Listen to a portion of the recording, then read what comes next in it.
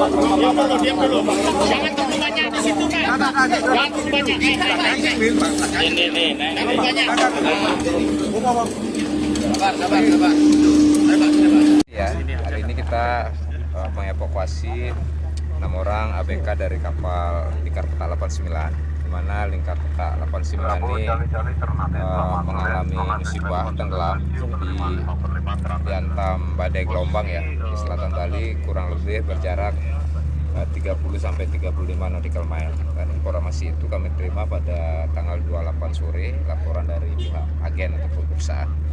Dan 28 sore malam itu kami mengambil aksi dengan menggerakkan kapal, namun karena visibility dan gelombang kami tidak berhasil menemukan. Dan setelah kemarin tanggal 1 kami baru bisa berkomunikasi dengan salah satu kapal yang menyelamatkan 5 orang sebelumnya, di mana 1 orang meninggal atas nama Hadi dan 4 orang ditemukan selamat di atas kapal yang mau tenggelam. Waktu itu masih mendekati tenggelam, hanya saja kami kendala komunikasi.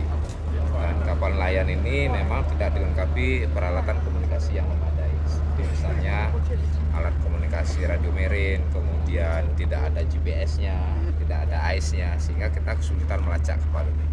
Namun setelah mendekati Bali, tadi pagi baru bisa kami komunikasi, dan sekaligus kapal Bahari Nusantara yang mengevakuasi itu melaporkan bahwa telah ditemukan satu lagi pada pukul 10.50.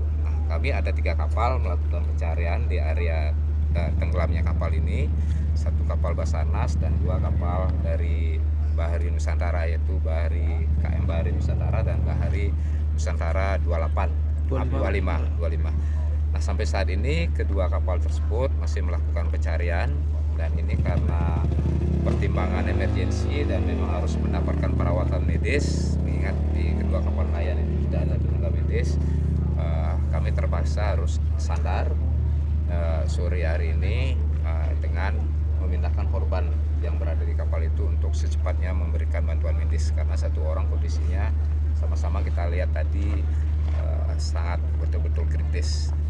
Dan pencarian ini memang kita sangat-sangat optimal ya, dibantu oleh teman-teman dari Polri, Baharkam, kemudian Polda Bali, sama Polda, kemudian TNI AL, teman-teman relawan. Ini memang semangatnya luar biasa dan kami mengapresiasi, termasuk juga dari KKP, PTS Benua, SROP, dan semua unsur di pelabuhan ini telah semua hadir ikut berpartisipasi memberikan bantuan dan melakukan pencarian. Dan langkah lanjutan kami akan mengecek kesiapan kapal kami dulu, karena kami sudah 3 kali layar juga. Kami ingin menunggu laporan kapten juga, dan kami rencanakan besok untuk melakukan pencarian lanjutan. Mengingat untuk mencari korban yang tenggelam malam memang sangat tidak memungkinkan, sehingga pertimbangan kita bergerak malam juga sangat tidak efektif. Artinya pengalaman kami di tanggal 28 malam itu visibility benar-benar nol. Jadi kami mempertimbangkan ABK dan kru yang ada di kapal kami juga. Untuk cuaca ya, sebagai kendala kita juga dalam pencarian ini, seperti apa yang diramalkan BMKG dan aplikasi internasional yang memantau cuaca, memang selatan Bali ini cuacanya hampir 75% kadang sering kurang mensupport untuk kegiatan operasi SAR. Rata-rata ketinggian gelombang di selatan Bali itu 2-4 meter, kemudian angin bisa mencapai 20-30 knot, dan ini benar-benar sangat kendala dalam pelaksanaan operasi SAR. Nah, itu kira-kira yang bisa kami sampaikan. Area pencarian diperluas nggak, Pak? Area pencarian diperluas sampai kurang lebih 5-100 nautical mile ya secara persegi, dan itu sudah kita lakukan tadi.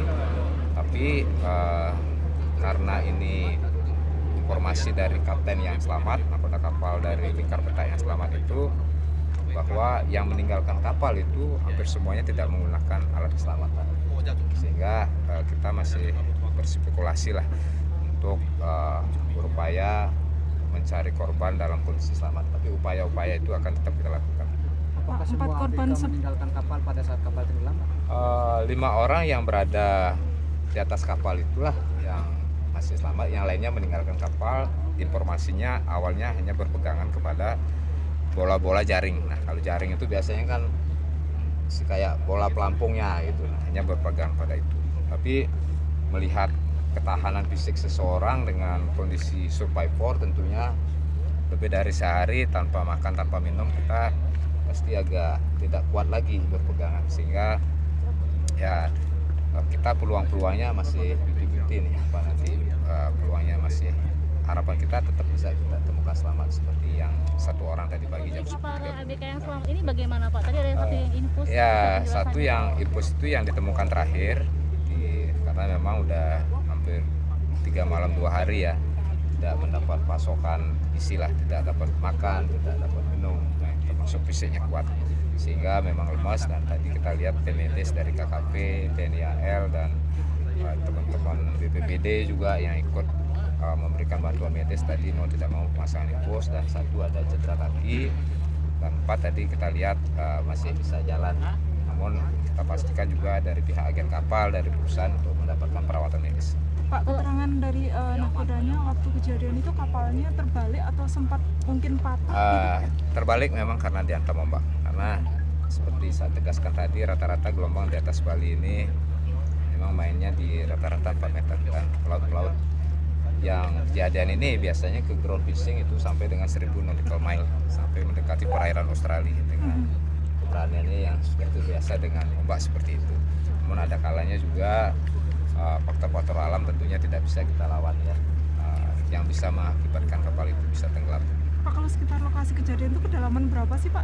Nah, karena itu Samudra India ya, bisa kita bayangkan ya, selatan Bali kan udah Samudra India, rata-rata perairan kedalaman laut di Samudra India itu ya 100 sampai 200-an bukan meter ya, bisa sampai sampai berkilo-kilo lah, bisa ribuan meter itu kalau di Samudra India itu. Dan kita memang terpaksa harus bolak-balik karena memang tidak ada pulau singgah di sana.